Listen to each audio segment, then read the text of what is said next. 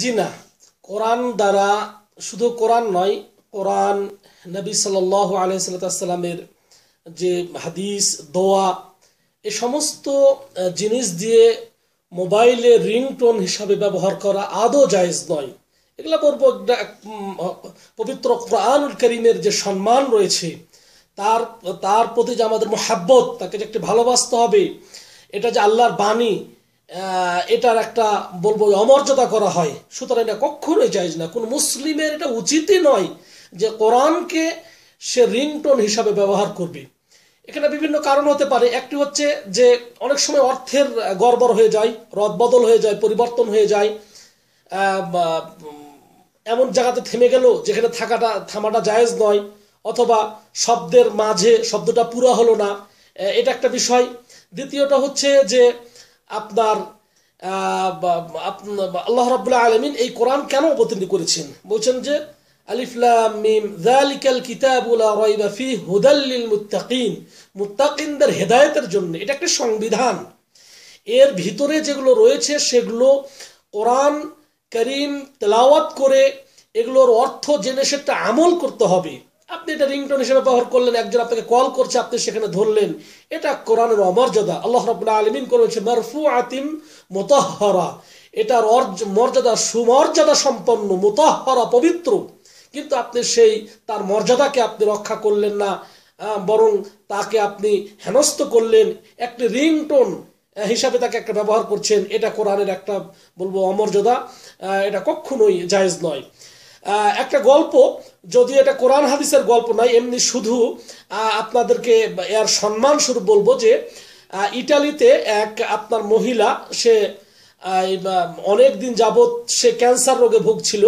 তো শেষ পর্যন্ত ডাক্তাররা বলল যে সে নিশ্চিত মারা যাবে, আর তাদের দ্বারা কোনোভাবেই সম্ভবপর হচ্ছে না, তাকে তারা আর কোনো চিকিৎসা দিতে পারছে না।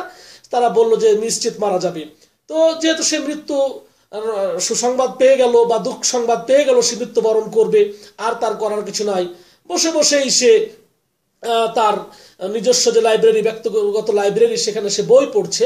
বই পড়তে পড়তে তাদের সে ধর্মীয় বইয়ের মধ্যে আমাদের নবী মুহাম্মদুর রাসূলুল্লাহ সাল্লাল্লাহু আলাইহি সাল্লামের একটি বিষয় সে জানতে পেরে কৌতূহল বশত, যে মরেই যখন যাব, এই ব্যক্তিকে তো জানলাম না, অনেক কিছু শুনলাম যে ইনি নাকি মানুষদেরকে বিভ্রান্ত করতো, এরা নাকি সন্ত্রাসী, এই যা কিছু বলা হচ্ছে। তখন কৌতূহল বশত সে মুসলমানদের ধর্মীয় গ্রন্থ কি এটা সে জানে না। সে ইটালিতে আপনার অনেক চেষ্টা করে, অথবা সেখানে পেলো আর কি, কোন দোকান থেকে পাওয়ার পরে সে যখন কোরআন পড়লো, সে আপনার অদ্ভুত হয়ে গেল, আশ্চর্য হয়ে গেল সে।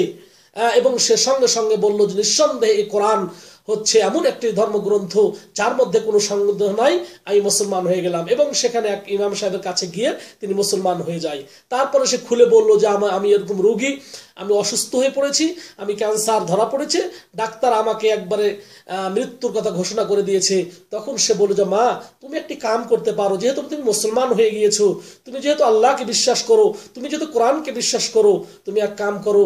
নবী মুহাম্মদুর রাসূলুল্লাহ সাল্লাল্লাহু আলাইহি সাল্লাম বলেছেন যে এই জমজম পানি শেফাউ সুকমিন ওয়া তুআমু তুমিন, যে কেউ যদি এটা খাদ্যের চাহিদা পূরণের জন্য খায়, তাহলে তার পেট পুরো খাদ্যের ঘাটতি পূরণ হবে। আর যদি কেউ রোগ মুক্তির করে শেফার জন্য খায়, এটা হয়ে যাবে। এটা উত্তম পানি, পবিত্র পানি। এই পৃথিবীর বুকে এত পবিত্র এবং পরিষ্কার, পবিত্র এবং মর্যাদাপূর্ণ এত আর পানি কোথাও নাই। তখন সে কি করলো, মক্কাতে আসলো, সে ওমরা অথবা হজে সেই আসার পরে জমজম পানি করলো, নিয়ত করে একমাত্র যে আল্লাহ, আর আমার উপায় নাই, আমি তো মারাই যাব, শেষ মুহূর্তে আমি জানতে পেরেছি তোমার দিনের খবর, তোমার কোরআনকে আমি বিশ্বাস করি, তোমার এই নবীর প্রতি আমি মহাব্বত করি, আমি তাকে ভালোবাসি, এবং আমি আমার ধর্ম, আমি সেই আগের যে ধর্ম আমি পরিত্যাগ করেছি, ইসলামকে আমি আমার জীবন বিধান এবং আমার ধর্ম হিসাবে আমি মেনে নিয়েছি। তখন সে কি হলো, আস্তে আস্তে আলহামদুলিল্লাহ ডাক্তাররা যে সময় দিয়েছিল এই সময়ের আগেই সে ভালো হয়ে গেল আলহামদুলিল্লাহ। এবং পরবর্তীতে যখন আবারও তিনি হাসপাতালে চেক আপ করলেন, বললেন যে তার ভিতর কোনো অসুখ বলতে কোনো জিনিসই নাই। আল্লাহু আকবার, আল্লাহু আকবার, লা ইলাহা ইল্লাল্লাহ, আল্লাহু আকবার, আল্লাহু আকবার, ওয়ালিল্লাহিল হামদ। তাহলে মুসলমান হয়ে গেল। তো তারপরে তিনি এই যে কৌতূহলবশত আবারও দোকানে গিয়ে বললেন যে আচ্ছা, এই জিনিস কোরআনের মধ্যে যেটা মানুষের ইহকালীন মুক্তি এবং পরকালীন মুক্তির কথা আছে, তাহলে এই কোরআনের মূল্য এত কম কেন হবে? এটার মূল্য তো আরো অনেক বেশি হওয়া দরকার, এটার মূল্য অনেক বেশি হওয়া দরকার। এভাবে তিনি একটা আপনার আর্টিকেল লিখেছেন যে এর মূল্য এইভাবে নয়, বরং তখন তাকে বোঝানো হলো যে আসলে তো আমরা কালামুল্লাহ এটা তো আর বিক্রি হয় নাই, এটা সহজলভ্য এই জন্যই করা হয় যে এটা দ্বারা যে সমস্ত ছাপাখানা ছাপায় যেন তারা বেশি না দেয়, সহজলভ্য সবার মাঝে এটা পাওয়া যায় এই জন্য। কিন্তু আল্লাহর কালামকে তো আর ক্রয় করা যায় না, এটা সম্ভব নয়। তো যাই হোক, যেটা বলছিলাম যে এইভাবে কোরআন দ্বারা রিংটোন ব্যবহার করা কোশ্চিন কালেও জায়েজ নয়।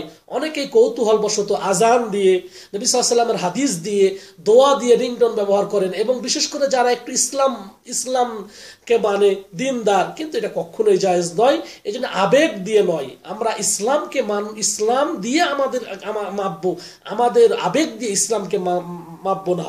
অনেক সময় এটা নিয়ে টয়লেটে যাচ্ছেন অথবা এমন এক জায়গায় যাচ্ছেন অপবিত্র জায়গা, সেখানে বেজে উঠতেছে।